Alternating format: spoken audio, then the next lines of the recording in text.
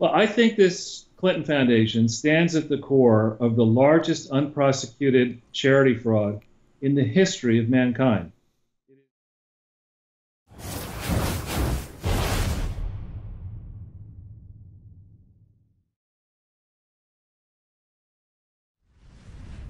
you invest in this company, if you give me $1 million, I can guarantee you will make an extra $1 million.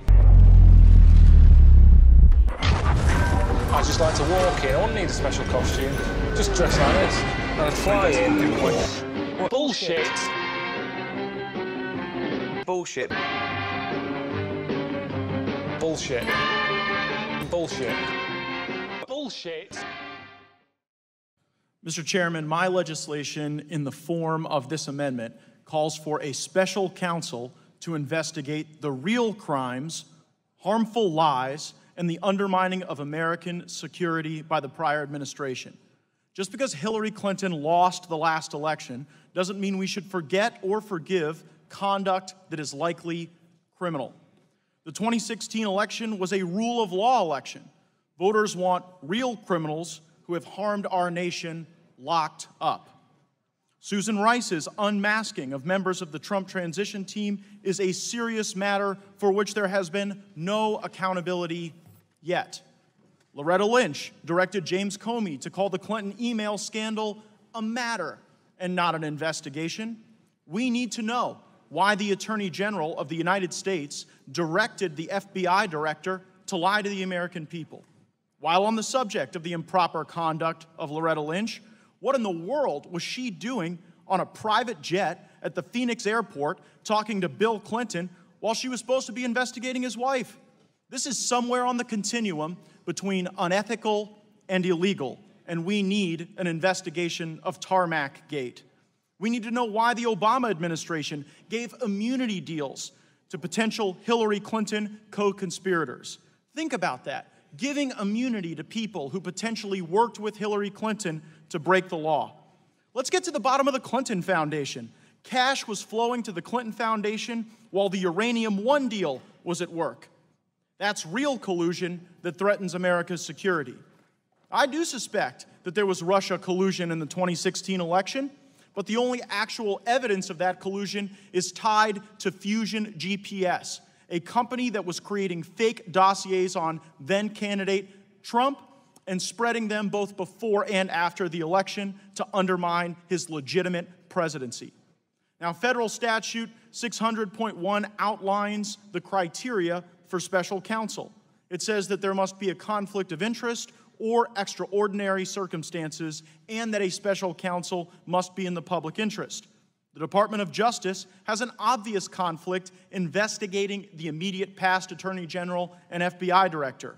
Currently, Department of Justice officials may have been involved in the very immunity deals or the implementation of Lynch or Comey directives that would need to be investigated. Moreover, these are extraordinary circumstances where the prior administration was prioritizing politics over the law. As for the public interest, if it's in the public interest to investigate the Trump administration, it is most certainly in the public interest to investigate the real crimes by the real criminals. So these are the key things they want them to investigate.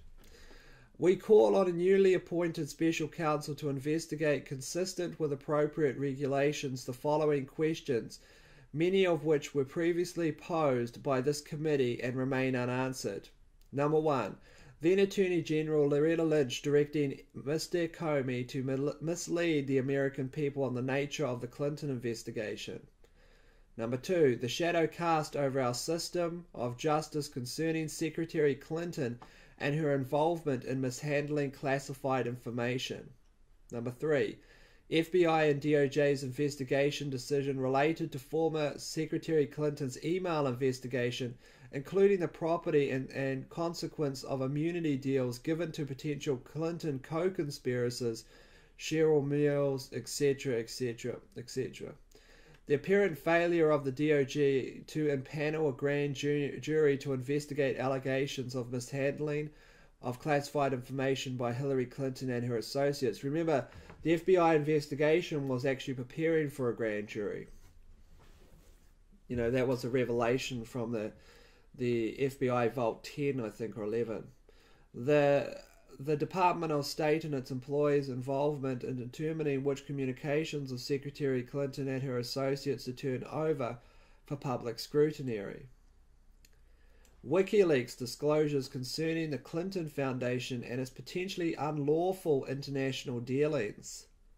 Just because, look at this, look how valuable WikiLeaks has been to the judiciary, where revelations of these kinds of things came to light. Why? Because of WikiLeaks.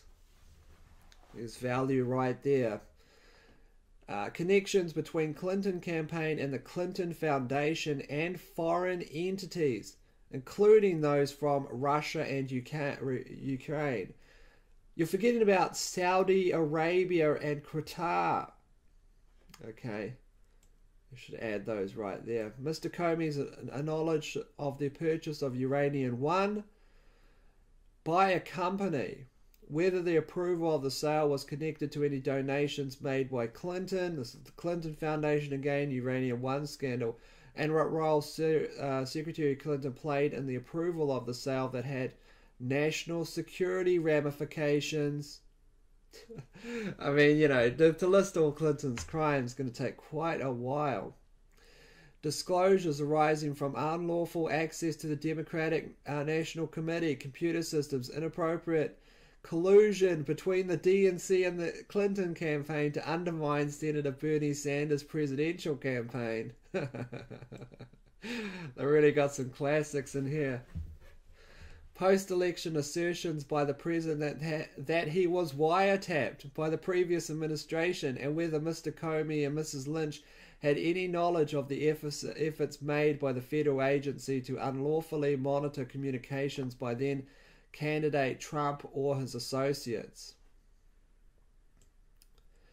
Selected leaks of classified information related to the unmasking of US persons' identities collected upon by the intelligence community, including assessments on whether anyone in the Obama administration, including Mr. Comey, Miss Lynch, Miss Susan Rice, Miss Samantha Powers, etc., had any knowledge about the unmasking of these individuals and candidate Trump's campaign team, etc. Another classic in there. Emitted leaks by Mr. Comey to Columbian law professor regarding conversations between Mr. Comey, Trump, etc., and that led to the special counsel. Mr. Comey and the FBI's apparent reliance on Fusion GPS in its investigation of the Trump campaign, including the company's creation of a dossier. It's classic. Mr. Comey's reliance on the same place that constructed the dossier which defamed the United States president. You can't even read all of these together. I mean, you know, if all these are true, which I believe they are, it's just kind of like, you know, it's hard to believe. You read these in a novel, you'd think it was like a comedy or something. Of information about Mr. Trump, that dossier commissioned, and so on and so forth. Fusion GPS, of course, is the firm that did that. That's who, by the way, the Russian lawyer that had a special waiver to come into the country to meet with Donald Trump Jr. in order to provide evidence for the FISA warrants, you know, and that kind of big scandal. They worked for Fusion GPS, I believe. So. Any and all potential leaks originated by Mr. Comey and provide to author Michael Schmermit dating back to 1993. Schmermit. I don't know how to say that. The last statement here. You have the ability now to right the ship of the American people, so these investigations may proceed independently and impartially. The American public has a right to know these facts, all of them, surrounding the election and its aftermath. We urge you to appoint a special counsel to ensure these troubling unanswered questions are not relegated to the dustbin of history. I've had enough. There's too many people that have had enough. Mr. Jordan votes yes. Mr. Poe? Yes. Mr. Poe votes yes. Mr. Marino? Yes. Mr. Marino votes yes. Mr. Gowdy?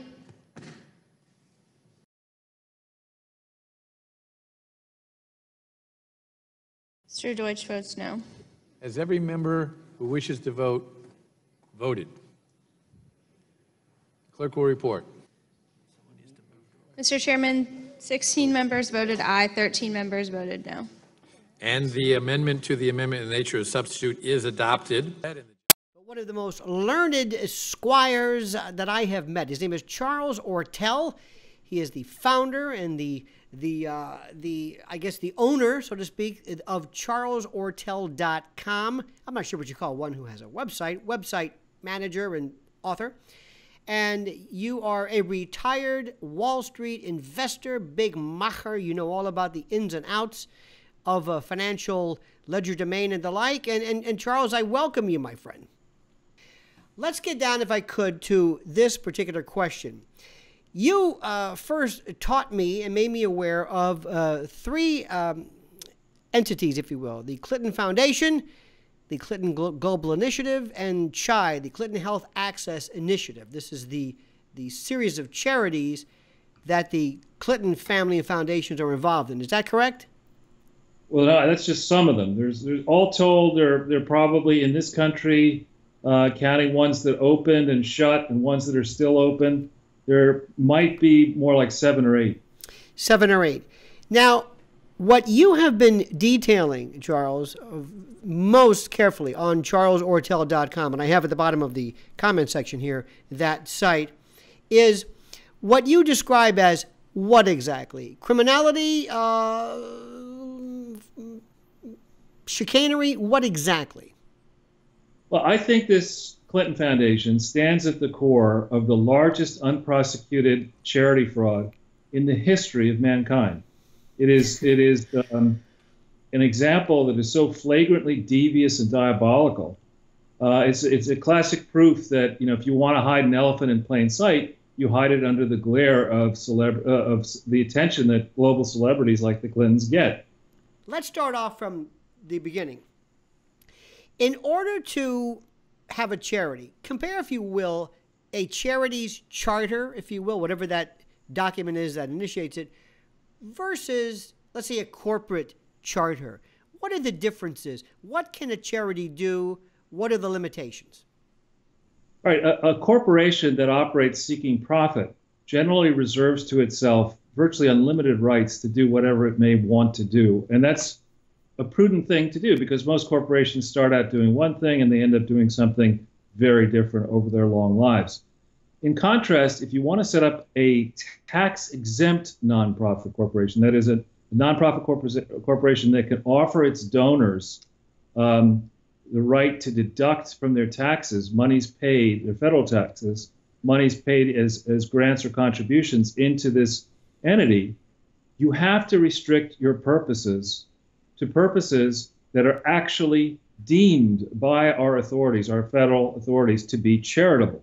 And there's a very strict list. So what you have to do when you're operating a charity is restrict your activities to specific purposes that the IRS has approved in advance. Now, there is a distinction in the law and in practice between uppercase purposes and lowercase activities. And what the Clintons have tried to do is to gut the basic boundaries of the law by asserting that anything they choose to do virtually anywhere in the world is in furtherance of their authorized purposes. Okay, and so let's look at this. First question. You say a tax-exempt, this is the old 501c3, correct? Is that what normally we're used to saying, correct? Yes. The Clinton Foundation, the first one, started in Little Rock, and its sole goal or purpose was what exactly? Right. Now, the sole goal or the goals of a not-for-profit corporation, as you rightly pointed out in an earlier question, are laid out not really in the application to the IRS, but in their articles of incorporation. And those are the goals, the purposes that count. And they were to be a presidential archive, that is to be a place where the records created during Bill Clinton's 2 terms in office as president and the associated memorabilia and knickknacks, that property, which is actually the property of we the people, was to be housed in a presidential archive situated in Little Rock, which was also to have a research center covering not anything Bill decided he wanted to study, but his presidency. Now, here you're in a slightly different area than most charities because the ways in which presidential archives are regulated are covered in a separate, very specific statute. So it is crystal clear from the original federal filings that that was the authorized purpose, again, to be a presidential archive and research center, and to have an associated endowment, and that's it. Now, the way this works, Lionel, and your viewers, it's not simply enough to get federal tax exemption. We have 50 states and we have Washington, D.C. Inside this country, if you want to operate as a tax-exempt charity, you must also check before you solicit to make sure that you have registered in each jurisdiction where you're supposed to register, and you've got to register truthfully. And in addition, in those jurisdictions where we live here in New York, it's very strict. In California, it's strict. In some southern states, it's really strict, like Georgia and elsewhere. In Arkansas, you even have to register. Okay, now, so I'm sorry. So in the case of this Clinton Foundation, there's conflicting evidence. On their federal tax forms, they claim they didn't need to register. But I've been spending months on this, and I found numerous examples in the early period where they did indeed register in New York, in California, and other places. Found no evidence so far that they registered in their home state of Arkansas. And the problem with this is that the one set of legal principles that operates to regulate charities is a very strict, what's called organizational test, and an equally strict operational test. And you can't pass one and not the other. You've got to pass both. What does that mean? That means that you've got to be organized lawfully from day one. And that means that you have to be operated lawfully for each second thereafter, for every period. So in this early period, from October 23 to 97 to December 31, 97, they didn't file any financial information of any kind. They blew it right there in 97. Now, let me stop right there for a second. First problem, you cannot, if you are the Clinton Foundation, decide to have as your goal, as your initial goal, this archival repository for memorabilia, the Bill Clinton Presidential Library. Set it up and then say, and let's assume that we really wanted to do a good thing. I think we should, Charles, be involved in perhaps raising money for earthquake victims in Haiti. Or let's just do that as well. Raise money for that and actually give the money to Haiti. I have just violated state law, federal law, by exceeding the scope of the initial purpose, which was namely to have the Bill Clinton Library, correct? Well, it's far worse than that. Yeah, you've also broken international law, and let's think about the categories of laws that you've broken. You've broken solicitation laws, right?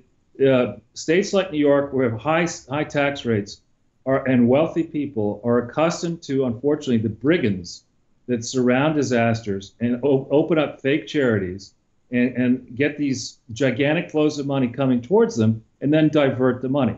So you've solicited illegally, you've operated illegally, and then to get into a finer level of distinction, when you raise money for a charity for one purpose, let's say for the library, you can't take it and use it for another purpose. You just can't. Right. And let me just stop right there. So even if we were to actually show that we took all of that money received and never kept a penny of it, merely by not following these laws, these rules. It has nothing to do with whether you kept the money, gave the money, because many people right now could be listening to Charles Ortel and say, well, it doesn't matter if somebody made a mistake, and you could show that all of the money went to, let's say, the Bill Clinton Library or to Haiti. It doesn't matter. No, what you're saying is you have violated the law.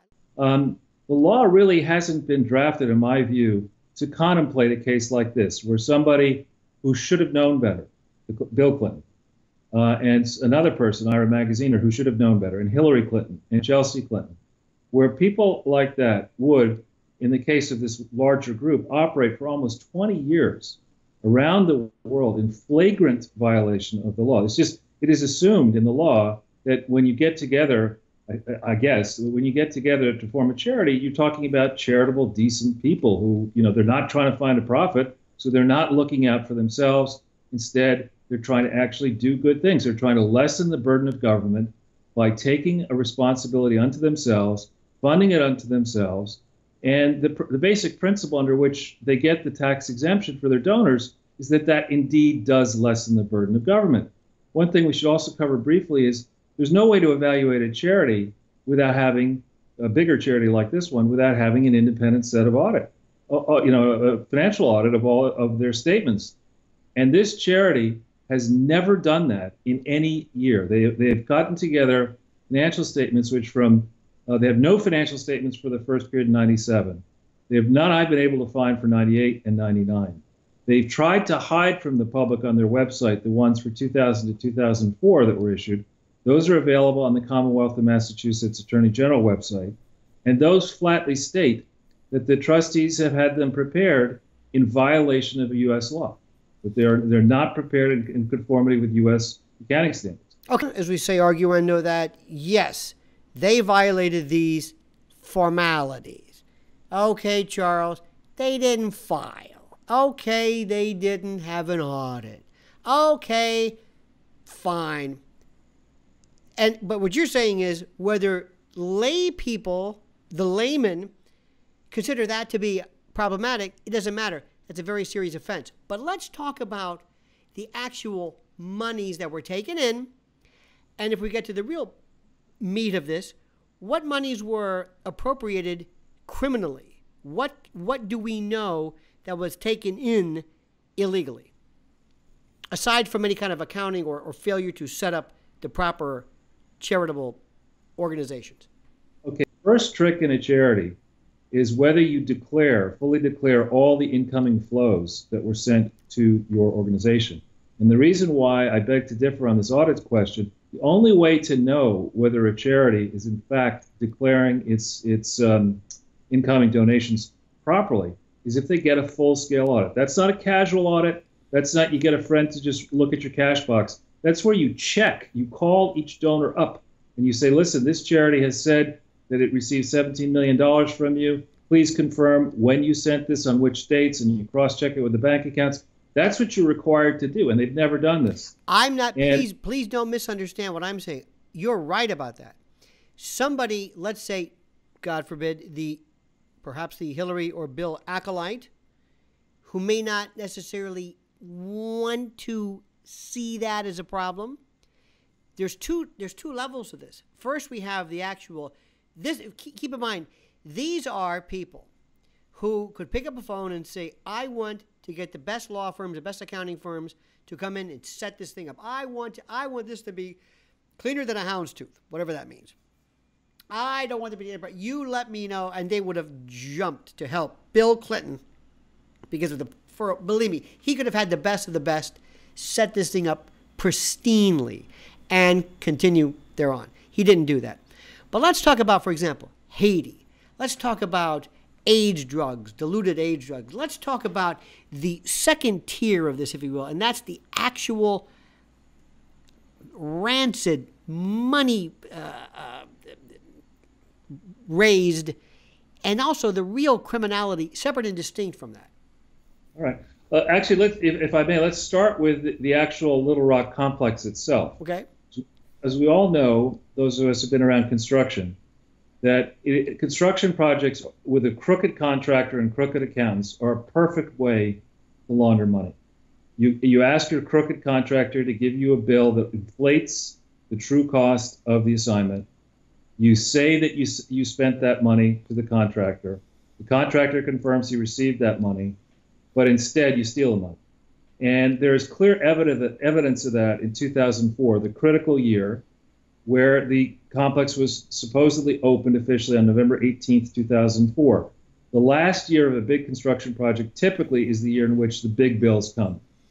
In that year, the first set of financial statements for 2004 are purposefully omitted from the Clinton Foundation website. They're available, as I say, in Massachusetts. Sparing you the long, machinations of all the money. My estimate is that over $64 million out of $165 million on this project was diverted in 2004. There's your first. Do we know where? Huh? Do we know where it was diverted? No, and the beauty, actually, if I may say beauty in this case of charity fraud, is that unlike normal fraud, you don't need to prove any of that. All you have to prove is that the financial statements do not fairly reflect, that they're false and misleading. That's easy to prove. You can get any accountant, even a regional accounting firm would see this immediately.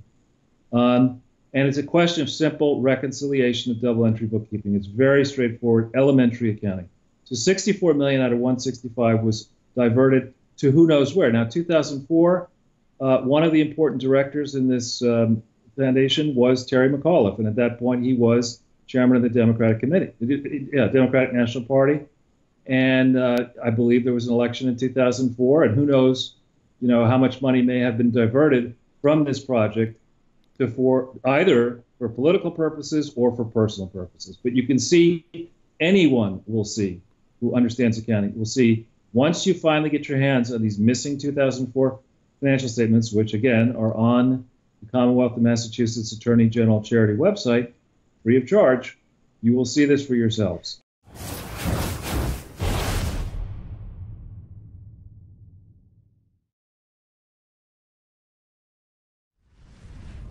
you invest in this company, if you give me 1 million, I can guarantee you will make an extra $1 million. I just like to walk in. I wouldn't need a special costume. Just dress like this. And I'd fly in. Bullshit. Bullshit. Bullshit. Bullshit. Bullshit.